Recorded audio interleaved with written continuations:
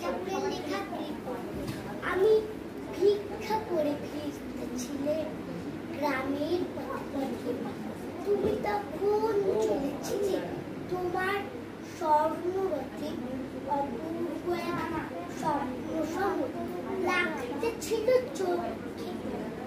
কি বিচিত্র শোভা তোমার, কি বিচিত্র সাজ। আমি মনে ভাবতেছিলেন এ কোন মহারাজ, আজি শুভক্ষণে রাত ভালো। ভেবেছিলেন তবে আজ আমারে দাঁড়ে দাঁড়ে ফিরতে নাহি হবে, বাহির হতে নাহি হতে কাহার দেখা পেলে পথে চলিতে রথ।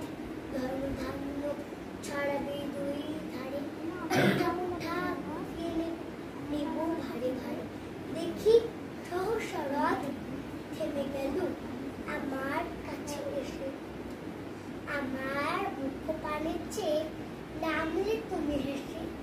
দেখি মুখের প্রসন্নতা জুড়িয়ে গেল সকল ব্যথা।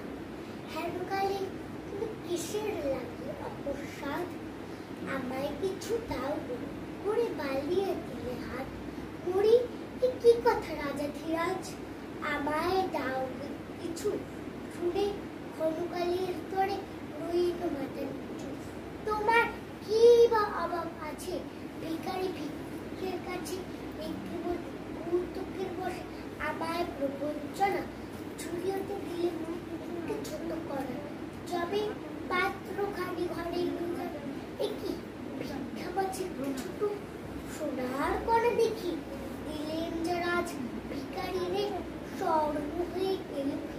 তখন কাঁদি চোখের জল নয়ন পড়ে, তোমায় কেন দিইনি আমার সকল শূন্য করে।